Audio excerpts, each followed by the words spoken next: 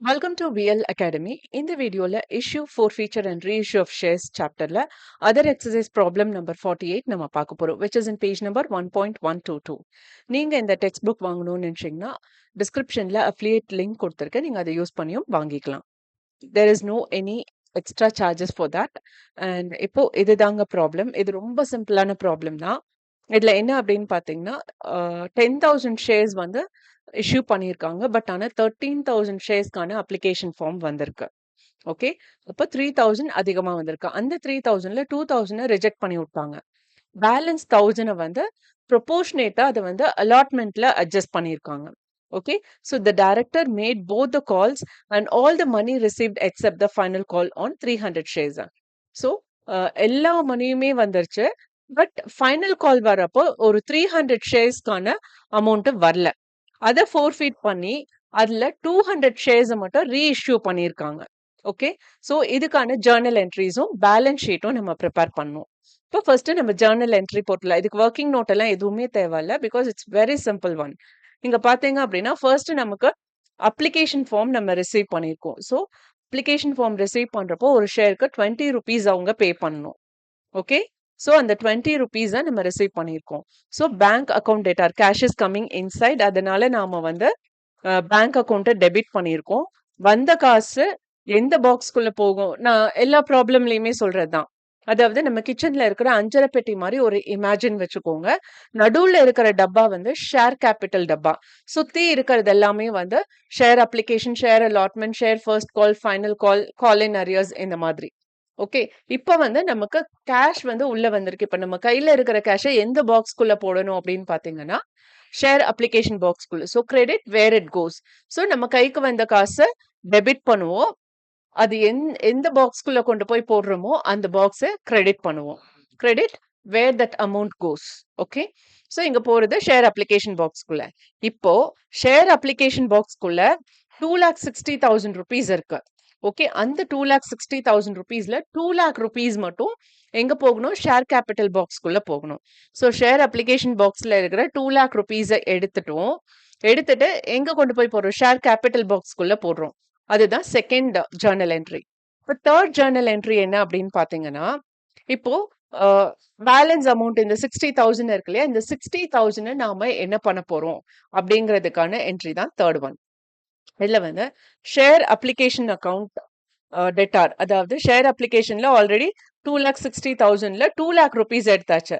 Balance 60,000 rupees இருக்கு. அந்த 60,000 தான் நாம இங்க போட்டிருக்கோம். ஷேர் அப்ளிகேஷன் பாக்ஸ்ல 60,000 rupees இருக்கு, அதனால அதை டெபிட் பண்ணிருக்கோம்.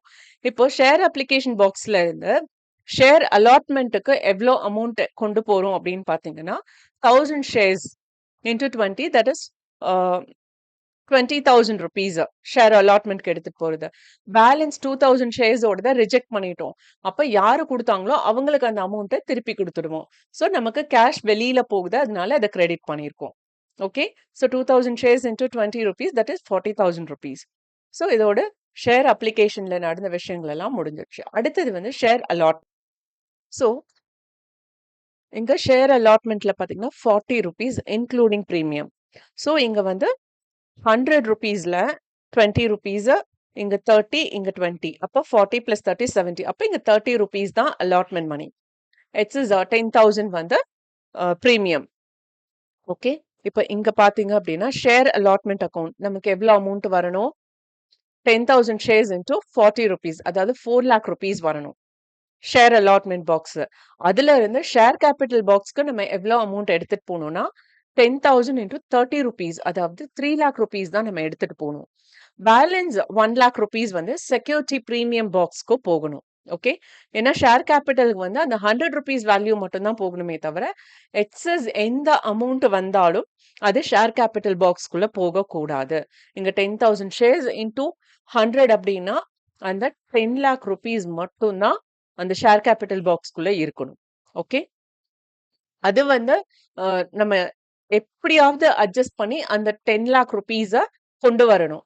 அதுக்குதான் இங்க வந்து ஷேர்ல ப்ராப்பரா பே பண்ணாதவங்களுக்கு ஃபோர்ஃபீச்சர் பண்ணி அதுக்கப்புறம் ரீஇஷ்யூ பண்ணி அந்த அமௌண்ட் எப்படியோ நம்ம புரட்டுறோம். ஓகே, ஸோ அது மாதிரி இங்க வந்து எக்ஸஸ் அமௌண்ட்டுங்கிறது வந்து அந்த பர்ட்டிகுலர் பாக்ஸுக்கு தான் போகணுமே தவிர ஷேர் கேபிட்டல் பாக்ஸ்க்கு போகக்கூடாது. ஸோ ஷேர் கேபிட்டல் பாக்ஸ்க்கு இங்க வேண்டிய அமௌண்ட் வெறும் 3 லேக் ருபீஸ் மட்டும்தான். ஸோ எக்ஸஸ் 1 லேக் செக்யூரிட்டி பிரீமியம்க்கு போகணும். இப்போ நமக்கு எவ்வளோ ரிசீவ் பண்ணியிருக்கோம் அப்படின்னு பார்த்தீங்கன்னா, இங்க எவ்வளோ அமௌண்ட் நம்ம ரிசீவ் பண்ணணும்? 4 லேக் ருபீஸ் ரிசீவ் பண்ணணும். ஆனா நம்ம ரிசீவ் எவ்வளோ பண்ணணும்னா, ஜஸ்ட் 3,80,000 ருபீஸ் ரிசீவ் பண்ணா போதும். ஏன்னா ஆல்ரெடி 20,000 அப்ளிகேஷன்ல இருந்து நாம அட்ஜஸ்ட் பண்ணியிருக்கோம். அதனால அந்த 3,80,000 ருபீஸுமே நாம ரிசீவ் பண்ணிட்டோம். So bank account data cash has come inside. அதனால பேங்க் அக்கவுண்ட்டை டெபிட் பண்ணியிருக்கோம். அந்த வந்த அமௌண்ட் எந்த பாக்ஸ்க்குள்ள போகுது? ஷேர் அலாட்மெண்ட் பாக்ஸ்க்குள்ள போகுது. Okay. So that is 3,80,000 rupees. Previous entry பார்த்தீங்கன்னா, இங்க ஆல்ரெடி 20,000 போயிடுச்சு. ஸோ அதனால இந்த 3,80,000 ருபீஸையும் நம்ம திரும்ப ஷேர் அலாட்மெண்ட் பாக்ஸ்க்குள்ள போடுறப்போ will get 4 lakh rupees. Okay. அடுத்தது first call. First call money நம்ம எவ்வளோ ரிசீவ் பண்ணணும் அப்படின்னு பார்த்தீங்கன்னா, 10,000 shares into 30 rupees that is 3 lakh rupees. So share first call account data to share capital account. So share first call பாக்ஸில் 3 lakh rupees இருக்கணும். அதுல இருந்து நாம ஷேர் கேபிட்டலுக்கு 3 லேக் ருபீஸ் எடுத்துட்டு போகணும். ஓகே. அதுக்கான என்ட்ரி இது. பட் நம்ம எவ்வளோ ரிசீவ் பண்ணியிருக்கோம்?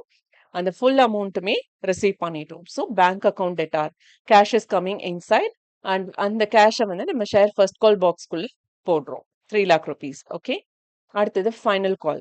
ஃபைனல் காலை பொறுத்தவரையும் நாம எவ்வளோ அமௌண்ட் ரிசீவ் பண்ணணும்? Share final call account data to share capital account. 10,000 ஷேர்ஸ்க்கு 20 ருபீஸ் நம்ம ரிசீவ் பண்ணணும். That is 2 lakh rupees. ஆனா நம்ம எவ்வளோ ரிசீவ் பண்ணியிருக்கோம்? Bank account data to share final call account. 300 ஷேர்ஸ்க்கான அமௌண்ட் வரல. ஸோ பேலன்ஸ் 9,700 ஷேர்ஸ்க்கான அமௌண்ட் மட்டும்தான் வந்திருக்கு. That is 1,94,000 rupees. பேலன்ஸ் 6,000 நமக்கு வரல. ஓகே. இப்போ அடுத்தது என்ன பண்ணியிருக்கோம்? ஃபோர் ஃபீச்சர் பண்ணியிருக்கோம். ஸோ ஷேர் கேபிட்டல் பாக்ஸ்ல இருக்க வேண்டிய அமௌண்ட் எவ்வளோ? 300 shares into 100 that is 30,000 rupees இருக்கணும்.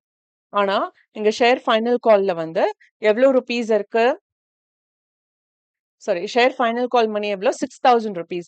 அந்த 6,000 ருபீஸ் நம்ம ரிசீவ் பண்ணல. பட் ஆல்ரெடி ஷேர் கேபிட்டல்ல இருந்து நம்ம வெளியில எடுக்க வேண்டிய அமௌண்ட். ஷேர் கேபிட்டல்ல 30,000 ருபீஸ் இருக்கணும். பட் இந்த 24,000 ருபீஸ் தான் இருக்கு. அந்த 24,000 ருபீஸ ஷேர் கேபிட்டல் பாக்ஸ்ல இருந்து வெளியில எடுத்து ஷேர் ஃபோர் ஃபீச்சர் பாக்ஸ்க்குள்ள நம்ம போட்டு வைக்கணும். 24,000. ஓகே. அண்ட் நமக்கு வராத அமௌண்ட் இங்க ஷேர் ஃபைனல் கால். அத வந்து 6,000 ருபீஸ்.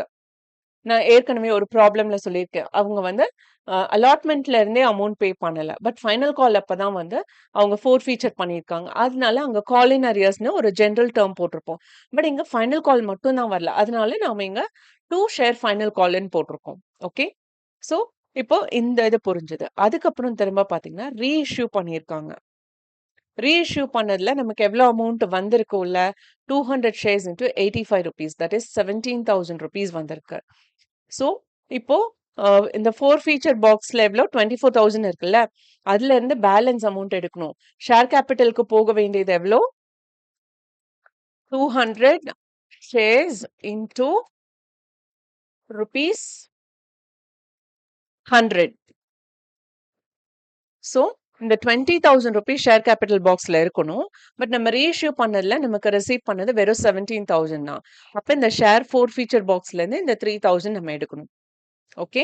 ஸோ 3,000 எடுத்து நம்ம இந்த 20,000 ஷேர் கேபிட்டல் பாக்ஸ்க்கு கொண்டு போறோம். ஓகே. இப்போ கொண்டு போயாச்சு. அதுக்கப்புறம் திரும்ப எக்ஸஸ் அமௌண்ட் இருக்கும் இல்லையா? இங்க பாத்தீங்க அப்படின்னா எவ்வளோ? 20, 30, 60, 80 ருபீஸ். 80 ருபீஸ் வந்து நாம கலெக்ட் பண்ணியிருக்கோம். அதுல இருந்து 15 ருபீஸ் மட்டும் தான் எடுத்து இங்க போட்டிருக்கோம். ஸோ 80 ருபீஸ்ல 15 ருபீஸ் போச்சு அப்படின்னா எவ்வளோ அமௌண்ட் வரும்? 65 ருபீஸ் வரும். ஓகே. ஸோ இந்த 65 ருபீஸ் தான் இங்க. அதுவுமே அவுட் ஆஃப் 300 ஷேர்ஸ் 200 ஷேர்ஸ் தான் நம்ம ரீஇஷ்யூ பண்ணியிருக்கோம். ஸோ எவ்வளோ ஷேர்ஸ் ரீஇஷ்யூ பண்ணியிருக்கோமோ அவ்வளோ ஷேர்ஸ்க்கான எக்ஸஸ் அமௌண்ட் மட்டும் தான் எடுத்து நம்ம கேபிட்டல் ரிசர்வ்ல போடணும். ஓகே. ஸோ அதனால இங்க 200 ஷேர்ஸ்க்கு 65 ருபீஸ் அப்படின்னா 13,000 ருபீஸ். இது வந்து இந்த ஷேர் ஃபோர் ஃபீச்சர் பாக்ஸ்ல இருந்து 13,000 ருபீஸ் எடுத்து கேபிட்டல் ரிசர்வ் பாக்ஸ்க்குள்ள போடுறோம். Okay. So with this the journal entry is over. இவ்வளவுதான் நமக்கு நடந்திருக்கு. அடுத்த 100 ருபீஸ் எப்ப ரீஇஷ்யூ பண்றாங்களோ அப்ப அதுல இருக்கிற எக்ஸஸ் அமௌண்ட் கேபிட்டல் ரிசர்வ்க்கு வரும். அது வரையும் அது வந்து ஷேர் ஃபோர் ஃபீச்சர் பாக்ஸ்லயே தான் இருக்கும். ஓகே. அண்ட் இப்போ அடுத்தது என்ன கேட்டிருக்காங்க அப்படின்னா balance sheet. So balance sheet வந்து இந்த மாதிரி நீங்க வொர்க்கிங் நோட் போட்டும் போடலாம். இல்ல நீங்க டாலி பண்ணாலே உங்களுக்கு கண்டிப்பா மார்க் வரும். ஓகே. இன் தட் ஷேர் கேப்பிட்டல்ல சப்ஸ்கிரைப்ட் அண்ட் பெய்டு கேப்பிட்டல் எவ்வளோ அப்படின்னு பார்த்தீங்கன்னா, 10,000 shares into 100 that is 10 lakh rupees. அதுல வந்து ஒரு 100 ஷேர்ஸ் ஃபோர் ஃபீச்சர் ஆயிடுச்சு. ஏன்னா அவுட் ஆஃப் 300 200 ரீஇஷ்யூ பண்ணிட்டோம். இது வந்து ஃபோர் ஃபீச்சர்லயே இருக்கு. அப்போ வந்து நம்ம எவ்வளோ 9,900 ஷேர்ஸ் தான் இஷ்யூ பண்ணியிருக்கோம். ஸோ அந்த 10,000 லெஸ் பண்ணோம் அப்படின்னா 9,90,000 rupees. ஓகே. ரிசர்வ்ஸ் அண்ட் சர்ப்ளஸ்ல செக்யூரிட்டி பிரீமியம் வந்து 1 lakh rupees. இது வந்து எவ்வளோ அப்படின்னு பார்த்தீங்கன்னா, அதே 10,000 ஷேர்ஸ்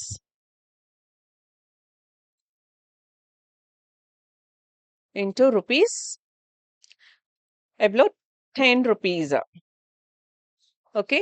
10 rupees அதிகமா வச்சு குடுத்ததுனால, அந்த 10 rupeesஓட வேல்யூ இங்க 1 lakh rupees செக்யூரிட்டி பிரீமியம்க்கு நேரா வரும். கேபிட்டல் ரிசர்வ் அது 13,000 rupees எக்ஸஸா நமக்கு இருக்கு. அதை இங்க போட்டிருக்கோம். அடுத்தது ஷேர் ஃபோர் ஃபீச்சர் பேலன்ஸ் அது 8,000. இந்த 8,000 எப்படி வருது அப்படின்னு பார்த்தீங்க அப்படின்னா, இங்க இந்த 8,000 எப்படி வந்தது அப்படின்னு பார்த்தீங்கன்னா, நான் இங்க ஜர்னல் என்ட்ரில காமிக்கிறேன். இப்ப இங்க ஷேர் ஃபோர் ஃபீச்சருக்கு நேரா 24,000 rupees இருக்கு. அதுலேருந்து இங்க 3,000 rupees எடுத்துட்டோம். ஓகே. இந்த 3,000ம் இந்த 13,000 கேபிட்டல் ரிசர்வ் பாக்ஸ்ல போட்டோம். இந்த 16,000 போக பேலன்ஸ் எவ்வளோ இருக்கு? 8,000 rupees இருக்கும். If I want to mention it here, இங்க I'll just do it here. இங்க வந்து பார்த்தீங்க அப்படின்னா 24,000 மைனஸ் ஒரு 3,000 நம்ம அதுலேருந்து எடுத்திருக்கோம் ரீஇஷ்யூக்கு அண்ட் மைனஸ் 13,000 கேபிட்டல் ரிசர்வ்க்கு எடுத்துட்டு போயிருக்கோம். ஓகே. ஸோ இப்போ இதை நீங்க கால்குலேட் பண்ணீங்கன்னா யூ வில் கெட் 8,000. அது கால்குலேட்டர்ல நான் உங்களுக்கு காமிக்கணும்னாலும் I'll do. That is 24,000 minus 3 plus 13 16,000. So balance 8,000. இது வந்து ஃபோர் ஃபீச்சர் பாக்ஸ்ல இருக்கக்கூடிய அமௌண்ட். ஓகே. அதையும் நாம இங்க ரிசர்வ்ஸ் அண்ட் சர்ப்ளஸ்ல காமிச்சிருக்கோம். ஸோ டோட்டலா பார்த்தீங்க அப்படின்னா 1,21,000. ஸோ இந்த ஷேர் கேபிட்டலும் ரிசர்வ்ஸ் அண்ட் சர்ப்ளஸ் ரெண்டையும் சேர்த்து இது பண்ணோம்னா 11,11,000 வரும். ஓகே. அண்ட் அசெட்ஸ்ல பார்த்தீங்க அப்படின்னா பேங்க் பேலன்ஸ். பேங்க் பேலன்ஸ்ல நம்ம ஷேர் அப்ளிகேஷன் அப்போ 2,60,000 ரிசீவ் பண்ணோம். ஷேர் அலாட்மெண்ட் 3,80,000 ரிசீவ் பண்ணோம். அதுக்கப்புறம் திரும்ப ஃபர்ஸ்ட் கால்ல 3 lakh, ஃபைனல் கால்ல 1,94,000 ரிசீவ் பண்ணியிருக்கோம். இது எல்லாமே ஜர்னல் என்ட்ரில பேங்க்குக்கு நேரா என்ன வேல்யூ இருக்கோ அதை நீங்க இங்க மென்ஷன் பண்ணிக்கலாம். ஓகே. இது எப்படின்னு உங்களுக்கு புரியல அப்படின்னா ஓகே. ஷேர் ரீஇஷ்யூல பார்த்தீங்கன்னா வில் ரிசீவ்ட் 17,000 rupees. அதுக்கப்புறம் ரீஃபண்ட் பண்ணும் 2,000 ஷேர்ஸ்க்கு. தட் இஸ் 2,000 ஷேர்ஸ் இன்டூ 20 அந்த 40,000 லெஸ் பண்ணோம் அப்படின்னா will get 11,11,000. Therefore, the liability total and asset total got tallied. இதை வந்து நீங்க இந்த ஃபார்மேட்லயும் போடலாம். ஒர்க்கிங் நோட் நம்பர் 1, 2, 3ன்னு போட்டு நீங்க இப்படியும் காமிக்கலாம். ஓகே. பட் இந்த மாதிரி ஃபார்மேட்லயே நீங்க டைரக்டாவும் போடலாம். இல்ல ஒர்க்கிங் நோட் போட்டும் போடலாம். பட் டைரக்டா போடுறப்போ you won't get the impact. நீங்க அத புரிஞ்சு தான் போட்டீங்களா? இல்ல பக்கத்துல இருந்து காப்பி அடிச்சீங்களாங்கிற டவுட் வந்துரும். பேப்பர் வேல்யூ பண்றவங்களுக்கு. அதனால நீங்க அந்த ஒர்க்கிங் நோட் போட்டுட்டு அதுக்கப்புறம் இத போடுங்க. இது போடுறதுக்கு டைம் இல்லைன்னா கூட ஓரளவுக்கு உங்களுக்கு மார்க் கிடைக்கும். But finally you have to get the answer. அதுதான். Okay. So with this problem is over. And இந்த வீடியோ வாட்ச் பண்ணதுக்கு ரொம்ப ரொம்ப தேங்க்ஸ். இந்த வீடியோ நிஜமாவே இன்ஃபர்மேட்டிவா இருக்குன்னு ஃபீல் பண்ணீங்கன்னா லைக் பண்ணுங்க, ஷேர் பண்ணுங்க அண்ட் சப்ஸ்கிரைப் பண்ணுங்க. அண்ட் மறக்காம பெல் பட்டன் கிளிக் பண்ணுங்க. ஒன்லி தென் நான் என்ன வீடியோ அப்லோட் பண்றேன் அப்படிங்கறத உங்களுக்கு நோட்டிஃபிகேஷன்ல வரும். And if you have any doubt please do comment. I'll try my level best to clear as early as possible. With this signing off, Dr. Shanti. Thank you once again.